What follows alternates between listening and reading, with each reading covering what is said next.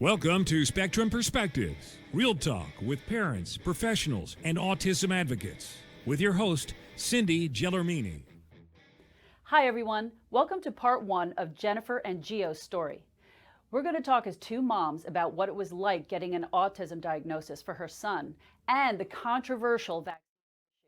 Then we'll talk about getting him every service and therapy that he could possibly get in the state of New Jersey, where 1 in 32 children are diagnosed with autism. Today we are here with Jennifer. We're meeting for the first time. Actually, we've been talking on Facebook, but we haven't actually met in person. But I want to talk to as many autism moms as I can and hear everybody's different stories because we can all learn from each other. So hi, Jennifer, welcome.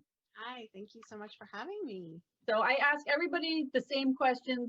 We're going to kind of go from past to now to future. Okay, so tell me about your son. What is his name? Giovanni. We call him Gio. Giovanni. And how old is he? He just turned 5.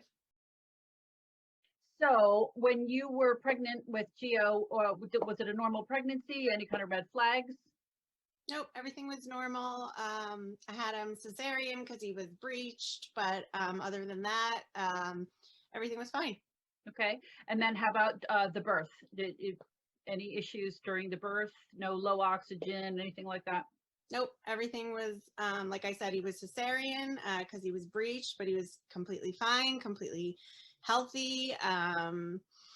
Yeah, he was no low APGAR scores or anything, nope. And he was a normal healthy weight. He wasn't a preemie. He wasn't no NICU, no APGAR was totally fine. He's my third child. I have 2 older sons. Okay. And yeah, he was perfect. Okay. So then how about his milestones? Did he crawl on time, walk on time, all of that?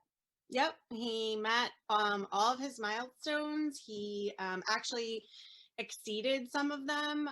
He was saying words very, very early and walking very, very early as well. Yeah, he just he was starting to speak. He was saying words. Yep, he was starting to say words. Probably, I don't know. It was before a year. It was before a year.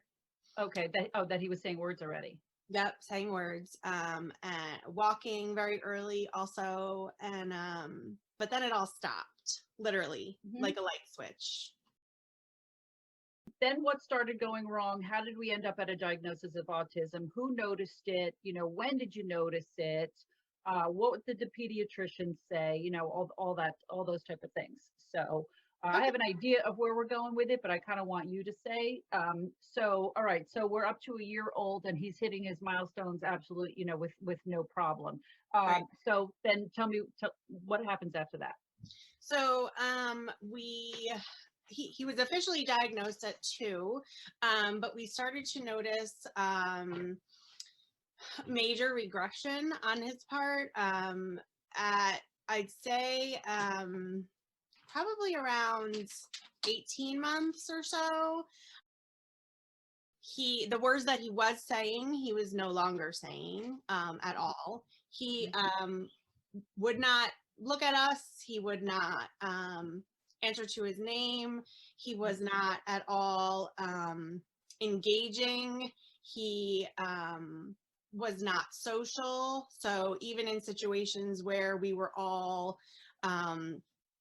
together, let's say in the living room or something, he would, pick himself up and remove himself and go and be alone in a different room or in a corner or something. I have a question really quickly. How old what's the age difference in the other siblings? Like how old were they when he was born? So my older 2 boys are currently 16 and almost 15. Okay, so there's a big gap. It wasn't like they were only 2 years older. The only reason I ask is because, were you comparing him hitting his milestones and all that kind of stuff to the other siblings? Like, it's not like you were a first-time mom. Right. Right. Okay. Yeah. No, and I actually didn't even, like, my mother brought it to my attention, like, Jen, like maybe something's wrong with his hearing, because I'm talking at him and he's not even looking at me or responding to me in any sort of way. And so she was the first that pointed it out to me. And then I started to pay not only attention, but like extra attention. And yeah, it was around that 18-month mark that we noticed the regression. Were you familiar with autism? Did you know anything about it? No, so I was just gonna say, like, of course, you hear about autism, You hear the word, but a lot of people don't know what it means. Exactly. And that's why I'm just wondering, when your mom said that, you know, because I know for me, my first thought was, can he hear me? He's not responding to his name. Like, and I would clap and he'd turn his head and be like, right, I know he heard that, but autism wasn't even on my radar. Right. Same for us. You know, you hear autism and you really have, at least for me, I had no idea what it was, or I didn't know anything. I was familiar with early intervention because my older son had some speech issues. So I was familiar with early intervention. We reached out to the pediatrician, who I can laugh about it now, but we went to the pediatrician and they gave my husband like an autism checklist at the pediatrician. I guess it was like, does your son or daughter have, blah, blah, blah, blah, blah, blah, you know, like all of these things. It was like a huge list. And why did they give that to all parents, or they gave it because you were asking questions? Right. We went in because we were actually, ironically, now that in hindsight, it might have been a well visit.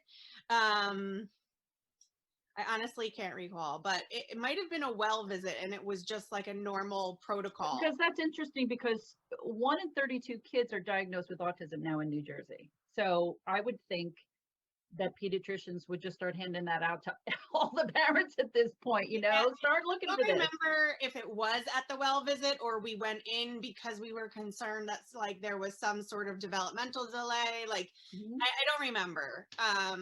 My memory is shot. I had breast cancer. And so I really, truly believe that chemo like destroyed my brain. Yeah. I really, it's so hard for me to remember a lot of things, unfortunately. That's okay. But sometimes when I ask, sometimes it comes back, sometimes it doesn't. It's fine. Yeah, I don't recall if it was like, I'm just curious. Yeah. So anyway, my husband filled it out and he lied on it because he didn't want to, I guess, admit that our son He didn't want that. Yeah. Right. Like, couldn't do all of these things. Right. And Sebastian, you can come in. I asked my older boys to help me. He's right here. That's fine. This is Gio. Can you see him climbing? Oh yeah. Hi, buddy. Sebastian, hi. And it's just so normal. That's reality. Yeah. So everybody's like, oh my God, he's climbing. I'm like, he's fine. Yeah. He's okay. I just posted a video today. Actually, I think I sent it to you of Robbie when he was little, and he did the exact same thing. He was on top of the dresser. I'm like, get down. Yeah, he's such a climber. It's crazy. That's why I hid in here. I thought maybe he wouldn't find me, but oh, that's okay. I actually was hoping that people's kids would come in on the call. Oh yeah, he will. He'll probably storm in. Let him come in. That's fine. Yeah. Okay. So my husband lied on the checklist, and we got home and we talked about it, and he admitted it to me, and I was like, "Why did you do that?" And he was like, Right. "I just didn't want to admit that our son couldn't do all these things." Yeah. So I had to call the doctor and told the doctor, and then the doctor gave me the phone number of Children's Specialized Hospital. In Mountainside? There's one in Mountainside, but there's also, I think they have 3 different locations. Okay. We went to the one in Toms River because we live in Bath County. Yeah. And so we went to the one in Toms River, and it was like an 8-month wait, and it was about like a book this thick of paperwork to fill out about, you know, different, how often does he do this? Just insanity. 8-month wait is ridiculous because he should have been getting early intervention during that time. That's crazy. Well, he was getting early intervention. Oh, he was? Yep. He Okay. started early intervention. Did the pediatrician set you up with that? Well, again, I had been familiar with early intervention from my first son, so I reached out to them. To whom?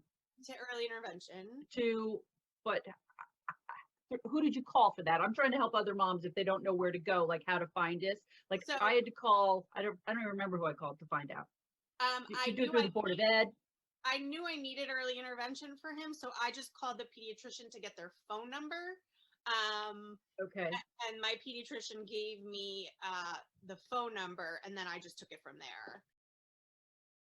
Because for me, we thought that Robbie was hearing impaired because he had too many ear infections. So they told me to call Summit Speech School, which was for hearing impaired kids, and that's where we got his early intervention. And so I don't know how other parents do it, and I'm just trying to help other moms that have little ones. Sometimes you call the Board of Ed, sometimes a psychiatrist gives you a number, sometimes a pediatrician gives you a number. So right. Yeah, so, I called the pediatrician and I said I need early intervention's number. Got it. They gave it to me, and then I did the rest with early intervention. Okay. Yeah. And so the early intervention, did they come to the house? Did you bring him somewhere? How'd you do that? So they did come to the house. They evaluate him initially in the home. This was obviously way before COVID, but they come to the home and they evaluate him, and then they also ask the parents a bunch of questions, and then they determine which services he qualifies for. So okay. And what did he qualify for? So he qualified for basically everything except PT, physical therapy. So he qualified. Yes, we can see his gross motor is pretty good climbing and jumping. Right, exactly. He qualified for speech. He qualified for ABA. He qualified for occupational therapy. OT, yeah. Yeah, and then they also have now it's called DI, so it's developmental intervention, I believe. Yeah, that's something new I'm learning on the mom's Facebook pages for autism. They're mentioning DI, and I'm like, what is that? Okay. Yeah.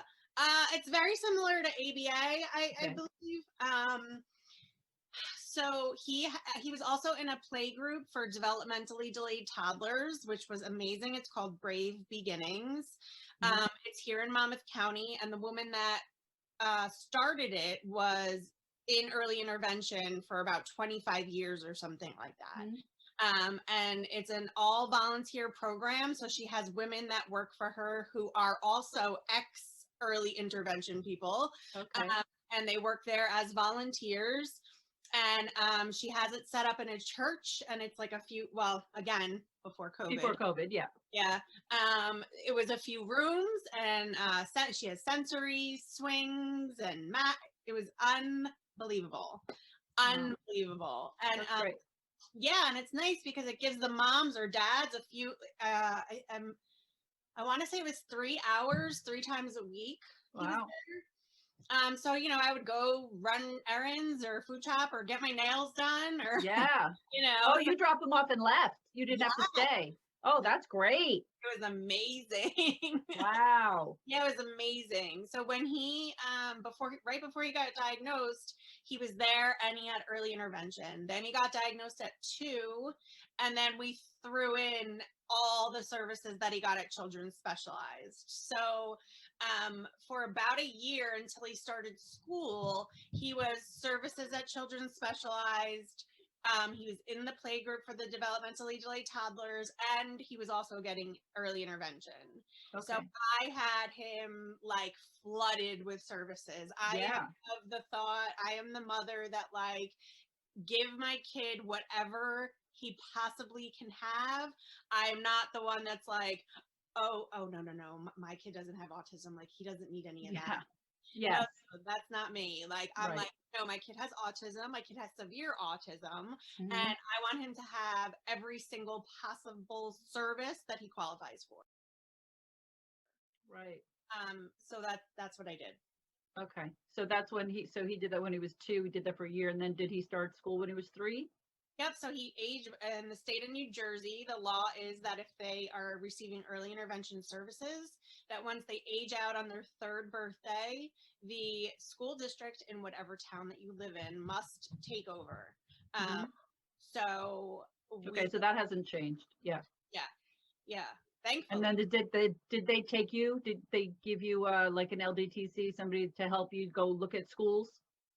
So we went in for his evaluation with the district, and I knew that he needed an out-of-district placement. I knew it. His therapist told me, like, everybody was like, he needs out-of-district placement. So I was all prepared for a fight because I've heard horror stories of like parents spending $75,000 on an attorney to like fight with the school district, or hiring a mediator, or, you know, all these crazy things. So in my head, I had it already, like I was going in for a fight. Mm-hmm. And as you can probably tell from me and just our few talks, like I have a big mouth. So I don't mind, especially when it comes to my children, like I am his advocate. He does Absolutely. not. He's You have to be. Right. And he's 5 years old and he does not speak. So I will be his voice for him until he has his own. And that may never happen. So I am his advocate, and I knew he needed an ad district placement. So I went in with like, you know, they probably were like, oh my God, this lady is so mean. But like I went in like I was prepared to like fight for my child. Sure. And thank God, like the universe or God or whoever was on our side that day, because it was a bad day for him. And you want them to see him at his worst. You don't want them to see them at their best. Right. You Don't want sugarcoat it. Yeah. Right. Like you want them to see them on their worst day. And it was a tough day for him. You know, we went, and he's very self-injurious. So he was banging his head in the floor and on the walls, you know, pounding his head into the walls, and he hits his head all the time with his arm. But he bites himself until he bleeds. He has like a lot of trouble sitting and attending. Like just the tasks that they were placing on him, he wanted no part of, and was really self-injurious because of that.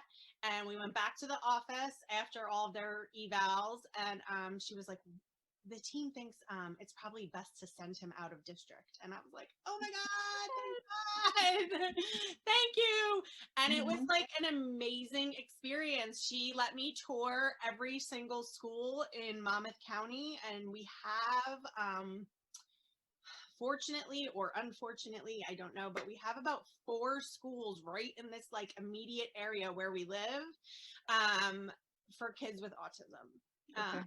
So I chose his school is called Search Day Program, and it is the most amazing place in the whole universe.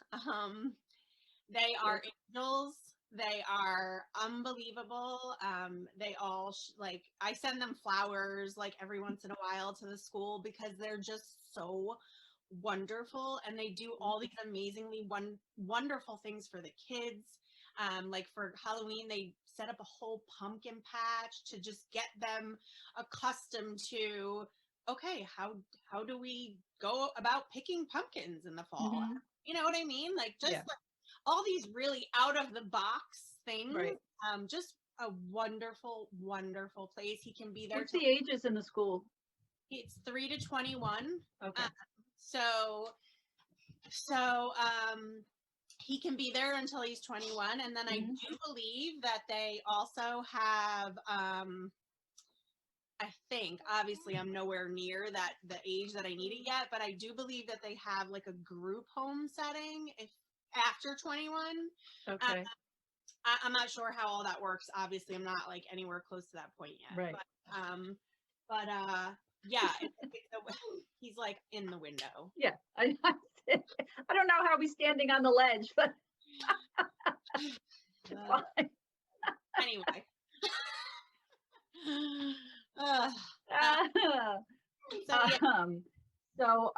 So I'm assuming that he'll stay there till he's 21, and like you said, you don't know what's after that. So in school, are they using ABA therapy with him in school? Yeah, his school is ABA based, so it's an ABA based program. So okay, and does he get anything else? Does he get OT or in speech and all that stuff in the school? Yep, right. OT and speech, no PT, obviously, but yeah. Well, I know in my son's school, gym was considered PT. Okay. Yeah. So. Yeah. No, they have PT there. He just doesn't get it. But then we also still get through Children's Specialized. He gets OT there also 3 times a week. Okay, that's what I was wondering, if you still do other therapies outside of school. Yeah. Okay. Yeah. I actually didn't for a time once school started, because we were like, I felt like it was a full-time job, all of his therapies and stuff before school, which was fine because I don't work. So he is my job. Mhm. And that's okay. Yeah. Bless all the moms that have full-time jobs. Like, you guys are badass, like warriors, because Mhm. like it's hard. It's hard, and I don't work full-time. So, Mhm. um, but so we stopped when he started school, because I wanted to see how like just doing school would go. And as he ages, a lot of his behaviors have gotten worse, Mhm. or like he's getting new behaviors that are not appropriate. So Wait till puberty hits. oh That's a yeah, whole other. I know, I've heard. I've heard. I'm on too many Facebook pages and groups and stuff. I need to just like, Yeah, yeah, you need to maybe not read everything I and just wait know. till it happens. Yeah. So does he have any speech at all or no? So he has no sort of conversational speech. No, he knows Can he words. say any words though? He does have some words that he hears like over and over repeatedly, like obviously water. He drinks water, only water. Um, Mhm. and so he does know, if his water bottle is empty, he brings it to me and says water, water, water, water. Uh, Okay. so no sort of sentences though, and like, No, but he is saying some words. But right. I mean, but like, for instance, if you came into my home and you said, Gio, show me your bedroom, he would have no idea what you were saying. Because that's not something that he hears. He hears like yeah, shoes on, or we're going in the car, shoes on, we're going in the car. He right. kind of knows that. Yes. But things like, oh, show me your room, buddy, he would have no idea. Yeah. Yeah. Yeah. Yeah. Exactly. Exactly. Since And that's why I want school, to know kind of sort of what does he understand? right. I was just saying his receptive language, his receptive and expressive. So his ability to speak and his ability to understand. So his cognitive level is scored at an 18-month-old level, which ironically is about the time that he started regressing. Right. Um, so, Interesting. and My son was at that 18-month-old level for his whole life. He yeah, never grew right, past that. right. And I describe him kind of like he wouldn't say water, but he'd give me the water bottle if he wanted a drink, right? And it was the same thing. But if I said, "Hey, go throw that bottle in the garbage now," it'd be like, Right. No clue. Yeah. "No, no, no, Yeah. absolutely." Yeah. Okay, all right, go back to the 18 months. Tell me what happened. What So, happened? What caused the shutdown I mean, in your? and you and I have spoken about this before, but and I'll preface this by saying that this is what I feel, my husband and I feel, although I'm way more vocal about it. Yes. Uh, my, Yeah, and I'll say something as well. I know I'm opening up a can of worms with this stuff, and I don't want any messages. Don't email me. I don't want to hear anybody's opinion about what you don't email think. me either. And Because, it's that this is about moms telling their story about what they believe. And I will tell you, when my son was born, his ears were scrunched up. They said we need to do an X-ray of his kidneys because they form at the same time as the ears. We want to make sure that they're not messed up. He had a hypospadias, which means his urethra was down here and not at the tip. So he had to have surgery when he was 1 year old. And then he crawled late and walked late and all that stuff. So because of the little issues from when he was born, the little things that didn't form right, that told me something in utero did not go right. Okay, so when I started years later hearing people talk about that stuff, I'm like, well, that didn't happen with my son.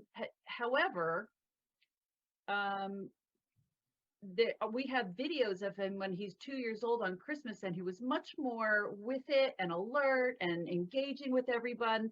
And it was kind of right after that, it was like he was gone. And it's very possible that because he was already fragile, he was more predisposed to something biological, whatever. Because I had twins before that, and they were considered the high risk pregnancy, and they were perfect and fine, nothing wrong with them, you know. So, but I'm very open to having discussions about the vaccine, because I have my own theories of what you know, it's just when my son was diagnosed, it was 5 in 10,000 people had autism. Now it's 1 in 32. Mhm. How does that happen within that time period? How do we get from that to that? It's Well, the going has on. Something gone is up. going on now. Schedule has increased since your son was little. But and listen, you know, this is just my story. So Absolutely. and I said this to you in Messenger that do I believe that every child with autism was injured by vaccine? No, I Yes. honestly do not believe that. And I'm on the same page with you with Sure. with all of this. Go ahead. Could it be genetic? Yep, absolutely, 100%. Could it be environmental? Yep, absolutely, 100%. And you know what? Even for my own child, I don't have any sort of like clear case in point, like, yep, it was this on this date, and this is exactly what caused it. No, Right. I don't have that. But I know for myself as his mother, Right.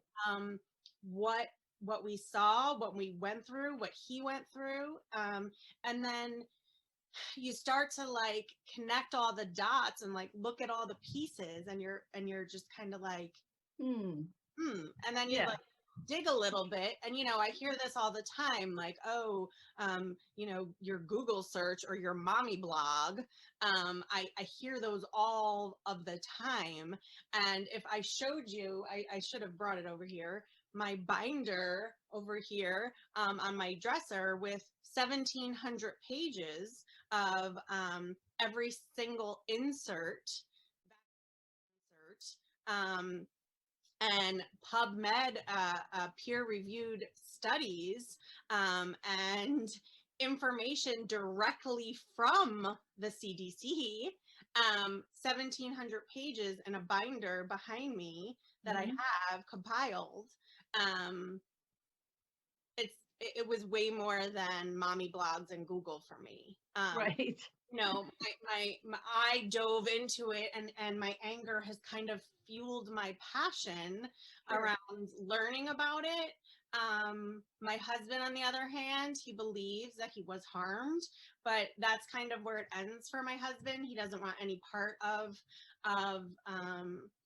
any of it, because he feels that, like, well, what can we do? He was harmed. Let's focus on like giving him the best life that he can have now, Right. and let's move forward. And I am of that thought as well. However, here I am on a Zoom call with you, and hopefully the governor or his wife or whomever, maybe even another mother, will see this, and maybe my story can help or inspire someone else. Sure. So yeah. By the way, ear infections are a sign of injury. So my son had chronic ear infections, chronic to the point where it was like every 2 weeks we were at the pediatrician's office. They were so bad, like sometimes there was stuff coming out of them. And he was on so many antibiotics that it got to a point where the pediatrician was like, I cannot put him on another antibiotic. Like, he has been on so many different ones in such a short period of time. Like, I cannot put him on another antibiotic. Did you do tubes? He had the tubes. He still was getting infections after the tubes. And now in hindsight, I've learned as well that antibiotics are completely. Say hi. Gio. Say hi. Hi, Gio. Gio, say hi. Hi. Gio. Gio, hi. No, he's gonna climb. So, and now I've learned in hindsight that antibiotics are so horrible for the body. Sure, are they good? But in large doses like that he had, they lower glutathione levels, and glutathione is responsible for detoxing the body. Gio, I know. Gio has also been, we had genetic testing done on him, Mhm. and he has the MTHFR gene, which I'm not sure if you're familiar with No, that. I don't know. So, MTHFR, it's a regular Western medical doctor will tell you that MTHFR is in connection, like most people, or I think it's like 40% of people have some sort of variant of the MTHFR. They will also tell you that it is linked to certain cardiovascular issues. Then if you go a little bit more holistic or natural route, MTHFR, if you have the genetic mutation, and it stands for something, it's like methyl, blah, blah, blah, it's long. I don't recall what it is. But it's basically a gene mutation where you are unable to process toxins from your body. So Gio was diagnosed with the variant of the MTHFR. Okay. His body does not process toxins appropriately. Okay. So toxins end up just sitting in his body, his blood, his brain. So for him, which in hindsight now I've learned, I didn't know what I didn't know a side effect. I didn't know an ingredient. I didn't know. No, nobody does. Your pediatrician just tells you have to do it, so you just do it. You just trust them, and you think it's right, and you just do it. Yep. So I trusted the doctors. I trusted the nurses. I followed the masses. My two older boys completely unharmed. I had no idea. I didn't even know what a vaccine was. Right. You were just fed to just trust blindly. And that's what I did. I trusted blindly because in my mind, a doctor or nurse would never give my child anything that could potentially harm them. What do you mean? Like, now though, I've learned, and I have personally spoken to doctors and nurses who have told me they don't even learn about med or nursing school. They learn the schedule and they learn how to administer. They don't learn anything about side effects or ingredients. Right. Nothing. Nothing. Right. They talked about that in the video series that I watched as Yep. well.